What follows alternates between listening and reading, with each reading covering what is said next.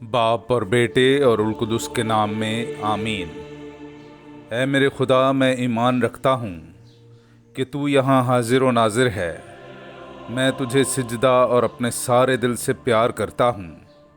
تو نے مجھے نیست سے پیدا کیا، اپنے بیٹے کی موت سے چھڑایا، اپنے روح القدس کے فضل سے پاک کیا۔ تو نے گزری رات مجھ کو سلامت رکھا اور آج کا دن مجھے بخشا ہے۔ ان اور سب باقی نعمتوں کے لیے جو تو نے مجھے بخشی ہیں، میں فروتنی سے تیرا شکر کرتا ہوں۔ میں اپنے سب خیالات، باتیں، کام اور دکھ تیرے حضور پیش کرتا ہوں۔ مجھے اپنا فضل بخش تاکہ میں تجھے ناراض نہ کروں، بلکہ سب طرح سے آج تیری پاک مرضی بجا لاؤں۔ آمین۔ خدا نے اسے چن لیا جو دنیا کے نزدیک کمزور ہے۔ ہمارے لیے آج کی پہلی تلاوت مقدس پولس رسول کا کرنتیوں کی کلیسیا کے نام پہلا خط، اس کا پہلا باب 26ویں آیت سے لے کر 31ویں آیت تک۔ اے بھائیو، تم اپنے بلائے جانے پر نگاہ کرو کہ جسم کے لحاظ سے بہت سے حکیم، بہت سے زوراور، بہت سے شریف نہیں تھے، بلکہ دنیا کے نزدیک جو حماقت ہے، خدا نے اسے چن لیا تاکہ حکیموں کو شرمندہ کرے، اور دنیا کے نزدیک جو کمزوری ہے، خدا نے اسے چن لیا تاکہ زوراوروں کو شرمندہ کرے، اور دنیا کے نزدیک جو کمینگی اور حقیری اور جو کچھ ہیچ ہے، خدا نے اسے چن لیا تاکہ جو کچھ ہے اسے ہیچ کر دے، تاکہ کوئی بشر خدا کے حضور فخر نہ کرے، لیکن تم اسی کی طرف سے مسیح یسوع میں ہو، جو ہمارے لیے خدا کی طرف سے حکمت، صداقت، پاکیزگی اور مخلصی ہے، تاکہ جیسے لکھا ہے ویسے ہی فخر کرنے والا خداوند پر فخر کرے۔ پاک کلام کا پڑھا اور سنا جانا ہم سب کے لیے باعث برکت ہو۔ خدا کا شکر ہو۔ وہ امت مبارک ہے جس کو خدا نے چن لیا۔ میرے عزیزو، آئیے ہم خداوند اپنے خدا کی حمد و تعریف کریں۔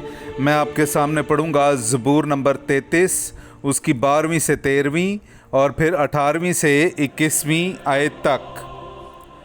مبارک ہے وہ قوم جس کا خدا خداوند ہے، وہ امت جسے اس نے اپنی میراث کے لیے چن لیا ہے۔ خداوند آسمان پر سے دیکھتا ہے، سب بنی نوع انسان پر اس کی نگاہ ہے۔ دیکھو، خداوند کی نگاہ ان پر ہے جو اس سے ڈرتے ہیں، ان پر جن کی امید اس کی شفقت پر ہے، تاکہ ان کی جانوں کو موت سے چھڑائے اور قحط میں انہیں صحیح و سالم رکھے۔ ہماری جان خداوند کی منتظر ہے، وہی ہماری کمک اور ہماری سپر ہے، سو ہمارا دل اس میں شادمان ہے، ہمارا توکل اس کے قدوس نام پر ہے۔ پاک کلام کا پڑھا اور سنا جانا ہم سب کے لیے باعث برکت ہو۔ خدا کا شکر ہو۔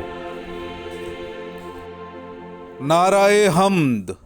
میں تمہیں ایک نیا حکم دیتا ہوں کہ ایک دوسرے کو پیار کرو جیسا میں نے تمہیں پیار کیا۔ ہاللویا۔ میرے عزیزو، آئیے ہم آج کا انجیلی اقتباس سنتے ہیں۔ انجیل مقدس بمطابق مقدس متی، اس کا 25واں باب 14ویں آیت سے لے کر 30ویں آیت تک۔ کیونکہ یہ ایسے ہے جیسے کسی آدمی نے ایک اور ملک کو جاتے وقت غلاموں کو بلا کر اپنا مال ان کے سپرد کیا۔ ایک کو 5 قنطار دیے، دوسرے کو 2، تیسرے کو 1، ہر ایک کو اس کی لیاقت کے موافق دیا، اور سفر کو روانہ ہوا۔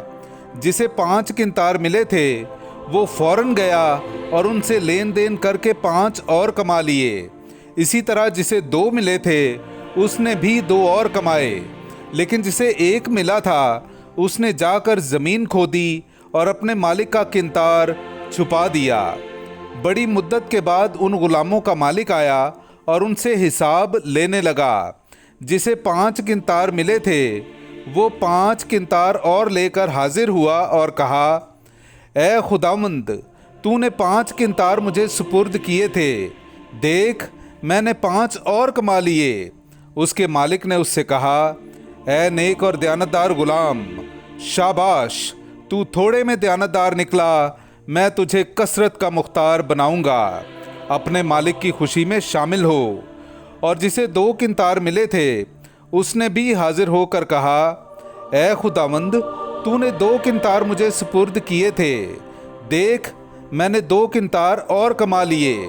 उसके मालिक ने उससे कहा, ए नेक और दयानतदार गुलाम, शाबाश, तू थोड़े में दयानतदार निकला, मैं तुझे कसरत का मुख्तार बनाऊंगा। अपने मालिक की खुशी में शामिल हो। तब वो भी जिसे 1 किंतार मिला था हाजिर हुआ और कहने लगा, ए आका, मैं तुझे जानता हूँ कि तू सख्त आदमी है, जो जहाँ नहीं बोया वहाँ से काटता और जहाँ नहीं बखेरा वहाँ से जमा करता है। बस मैंने डरते हुए जाकर तेरा किंतार ज़मीन में छुपाया, देख जो तेरा है वो मौजूद है। उसके मालिक ने जवाब में उससे कहा, ए शरीर और सुस्त गुलाम, तू जानता था कि मैंने जहाँ नहीं बोया वहाँ से काटता और जहाँ नहीं बखेरा वहाँ से जमा करता हूँ। बस चाहिए था कि तू मेरा रुपया साहूकारों को देता, तो मैं आकर जो मेरा है सूद समेत ले लेता। बस इससे ये किंतार ले लो, और जिसके पास 10 किंतार हैं उसे दे दो, क्योंकि जिस किसी के पास है उसे दिया जाएगा और उसके पास इफरात होगी, मगर जिसके पास नहीं है उससे वो भी ले लिया जाएगा जो उसके पास है।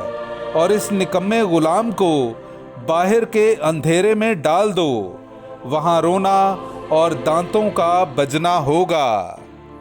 पाक कलाम का पढ़ा और सुना जाना हम सब के लिए बाइस बरकत हो। खुदा का शुक्र हो। ऐ हमारे बाप, तू जो आसमान पर है, तेरा नाम पाक माना जाए, तेरी बादशाही आए, तेरी मर्जी जैसी आसमान पर पूरी होती है ज़मीन पर भी हो।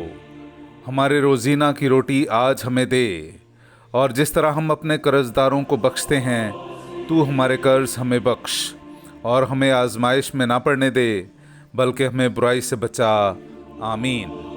सलाम ए मरियम, पुरफजल, खुदावंद तेरे साथ है, तू औरतों में मुबारक है, और मुबारक है तेरे पेट का फल यीशु।